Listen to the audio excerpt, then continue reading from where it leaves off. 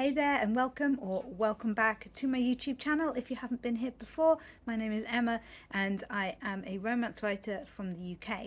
It was my birthday a few days ago and I realised that I have done like a birthday book haul video for the last couple of years. So it would be nice to do it again this year.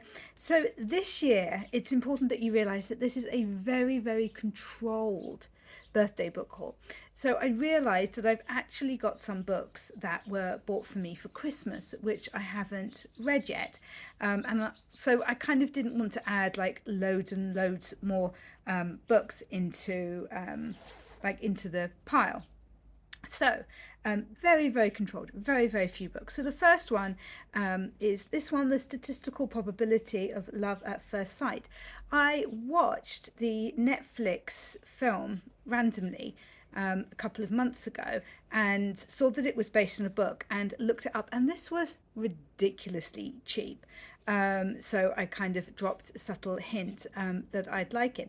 I really don't know how Amazon sometimes sell these books, like paperback books, so cheaply. It's happened with one of my books, at least before now, and I have no idea how it happens. But anyway, next is this one, Lauren Roberts' Powerless. Now, I don't know much about this other than that I know it's been very, very popular, and this is the first one in the series.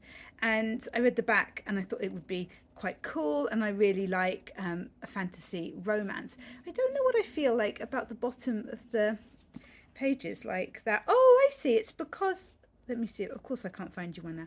It's of course on some of the pages it's got like flowers down there. I was wondering why it was like that. Anyway, yeah, so I'm looking forward to that one. That should be fun. Next is Natalie Haynes' Divine Might. I saw Natalie Haynes give a talk at the Hay Festival of Literature this year, and she was absolutely brilliant. And I've read a few of her books. I've definitely read Pandora's Jar. Stone Blind I've read as well, and The Children of Jocasta. And yeah, I thought this would be really good. It's all about goddesses in Greek myths, so I thought that would be fascinating. And then the last one for fiction is The Baby Dragon Cafe, which I'm actually reading at the moment. I've got my bookmark that my husband made for me for like Valentine's Day or something, I think. Yeah, Valentine's Day. Anyway, so I heard good things about this. Cozy fantasy is doing quite well at the moment, and this seems to be selling well. So I do kind of like to keep up to date with what's popular. I'm enjoying it. It's a nice story. It's very sweet. I'm not a huge fan of cozy fantasy, and this in particular, it's a little childlike, I think, and I'm just not completely engrossed. Like, I like it, it's a cute story. It's just maybe not for me. I will finish it and I'll pass it along to somebody who I think might enjoy it more. And then my two oldest boys got me a couple of like writing craft books that I asked for. The psychology workbook for writers, so it's tools for creating realistic characters and conflict in fiction. I just thought that this sounded really, really cool, and not only useful for me, but I also teach creative writing. So anything like this gives me ideas for stuff to do with my group as well. And then also the emotional craft of fiction, how to write the story beneath the surface. Another one that just sounded really cool. And I think I've heard good stuff about this also. It's a really pretty cover. I love that colour.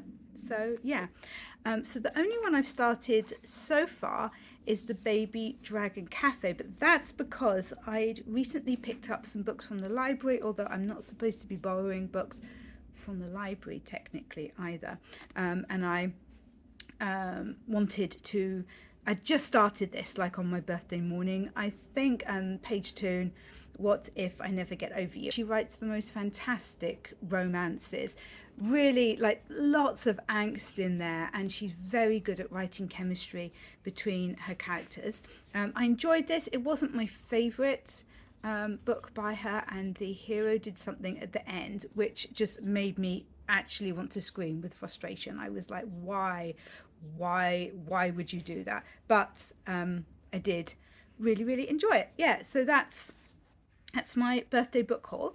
As for like working around my birthday, just as like a little thing that people kind of sometimes wonder about with writers, because like Stephen King, he always says that he writes every single day. He writes on his birthday and he writes on Christmas. I most definitely do not write on my birthday. I love writing, I really do, but my birthday is about just relaxing, spending time with family, usually. This year was the first year that well, since he was born, that I didn't have my youngest with me for my birthday. He was on holiday with his Scouts group, so that was a bit strange, but it was lovely to see him when he got back. And I had my other boys here with me, and I did a lot of eating, an awful lot of eating, a lot of cooking as well. We played some board games, we watched Pride, Prejudice and Zombies, and just generally had some fun. A couple of my boys are members of the Target Sprints Club, so that's where you have like an air rifle, and you shoot things and then you run and then you shoot more things and then you run, and it's completely bonkers. But I fancied having a go with the air rifle, so I did that. I was terrible, but it was just a really lovely relaxed day with no writing. And there were a couple of things that I didn't manage to fit into my birthday just because time ran out, and so my birthday kind of extended for the next 3 days. So today is like my first proper day, like back at work, and I'm working on the first book in the series, which I'm writing at the moment. It's my first series, so I'm working through this draft and trying to make sure that I make as many notes as possible on the characters so that I know how old they are, and hair color, eye color, that kind of thing, so it will be easier when I come to writing the second one. And that's going well. It's really fiddly editing at the moment. I was talking in a previous video about how I needed to change the setting of the book, so it's making sure that I've done that correctly, as well as just adding in kind of little extra bits and stuff. But I'm enjoying it, and I'm hoping to be done with that by the end of the week, with a bit of luck. The other book that I'm writing at the moment, which is a Christmas book set in Italy, I did attempt to use like note cards, record cards, to write out what's going to happen in each scene so that I could move it around and things. I thought that that could be a good idea, and I talked about that in a video recently. To give an update, that definitely did not work for me.